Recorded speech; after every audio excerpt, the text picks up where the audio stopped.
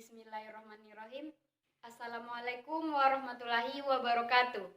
Perkenalkan, nama saya Lara Janita Utami, NPM D1F020087 dari jurusan Sosiologi, Fakultas Ilmu Sosial dan Ilmu Politik Universitas Bengkulu. Pada kesempatan kali ini, saya akan mempresentasikan tugas pidato saya yang bertema tentang penanganan COVID-19.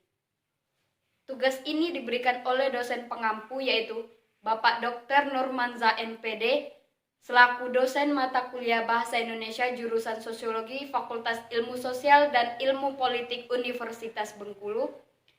Dan pidato kali ini saya berperan sebagai Ketua Himasos dan pidato saya di depan anggota Himasos terkait dengan bagaimana Himasos itu dalam menangani COVID-19.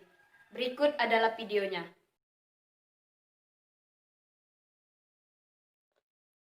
Bismillahirrahmanirrahim. Assalamualaikum warahmatullahi wabarakatuh. Selamat pagi, salam sejahtera untuk kita semua.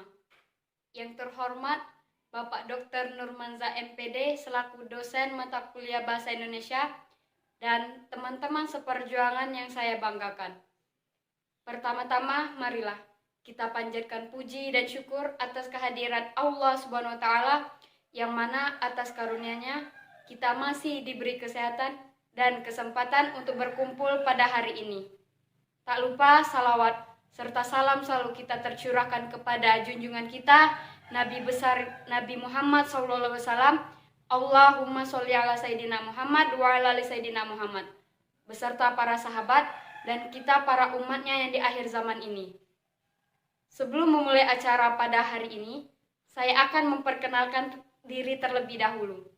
Mungkin untuk adik-adik maba masih banyak yang belum mengenali saya. Perkenalkan, saya Lara Janita Utami menjabat sebagai Ketua Himasos. Pada kesempatan kali ini, saya ingin menyampaikan bagaimana Himasos menangani COVID-19 ini.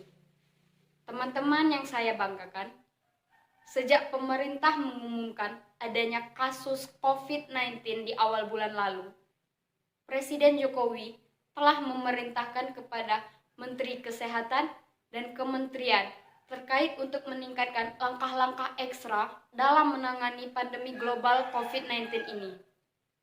Dapat kita lihat bahwa beberapa negara yang mengalami penyebaran lebih awal dari kita, ada yang melakukan lockdown dengan segala konsekuensi yang menyertainya.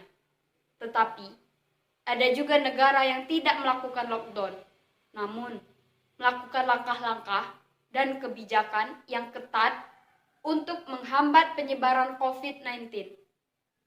Dalam hal ini, pemerintah kita terus berkomunikasi dengan WHO dan mempergunakan protokol kesehatan WHO, serta berkonsultasi dengan para ahli kesehatan masyarakat dalam menangani penyebaran COVID-19 ini.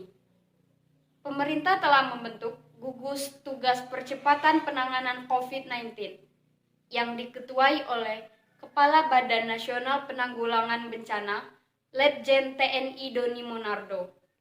Gugus tugas ini telah bekerja secara efektif dan mensinergikan kekuatan nasional, baik di pusat maupun di daerah, yaitu melibatkan ASN, TNI, dan Polri, serta melibatkan dukungan dari swasta, lembaga sosial, dan perguruan tinggi.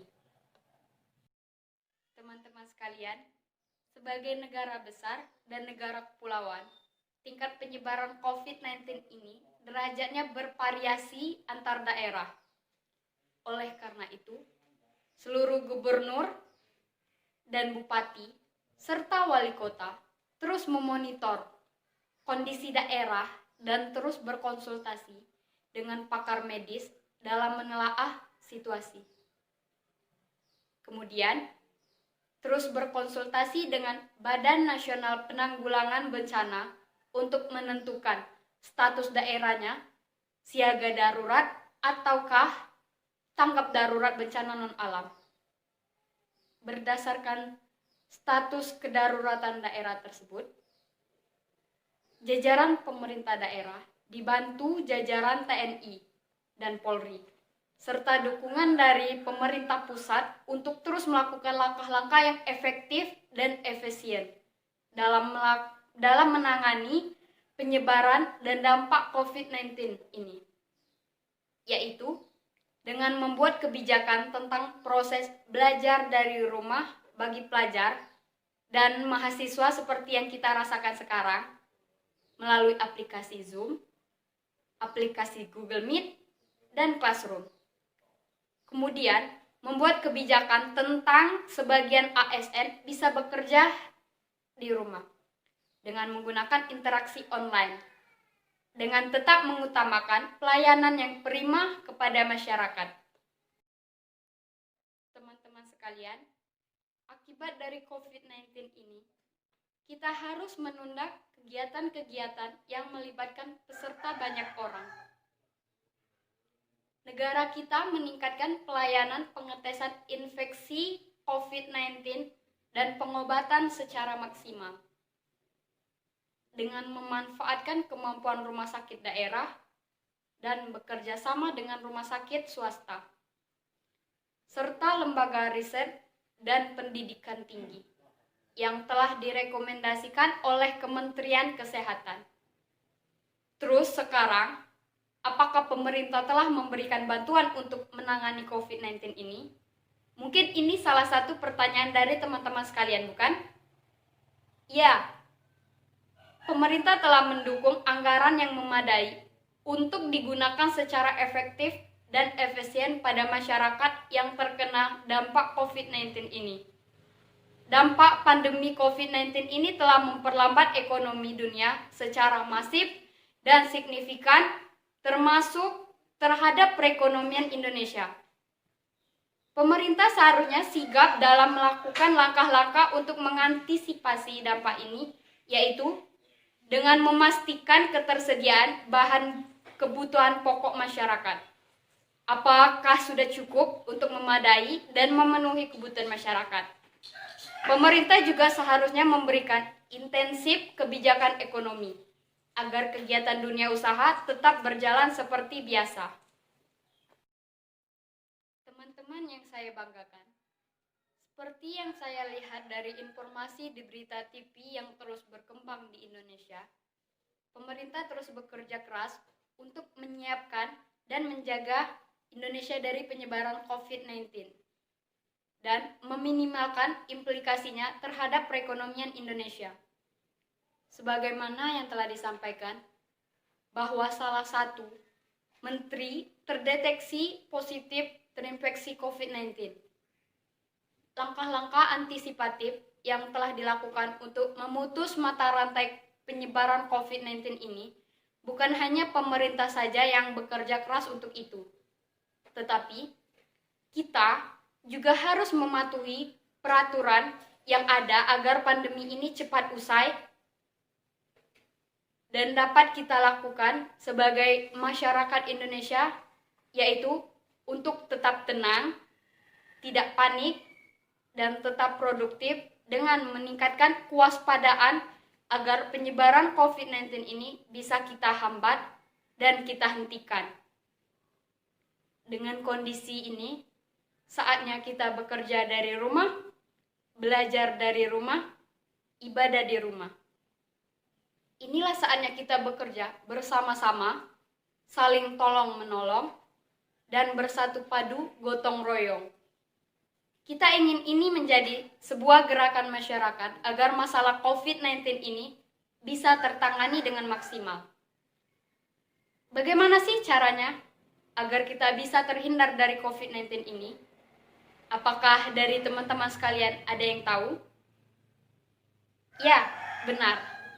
Yang dapat kita lakukan untuk memutuskan mata rantai penyebaran COVID-19 ini yaitu selalu mematuhi protokol kesehatan dengan cara menjaga jarak dengan orang lain. Itu sangat penting sekali.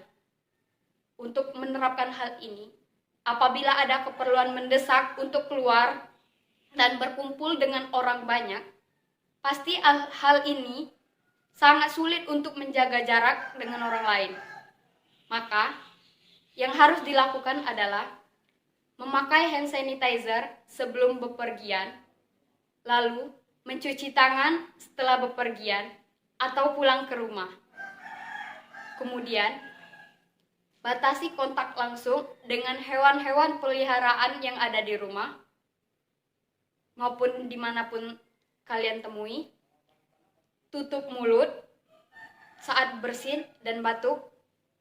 Stay at home atau berada di rumah, jangan kemana-mana jikalau tidak ada yang penting. Dan jangan lupa, ini sangat penting sekali dan sangat wajib untuk dipatuhi. Untuk tetap memakai masker saat di rumah maupun di luar rumah.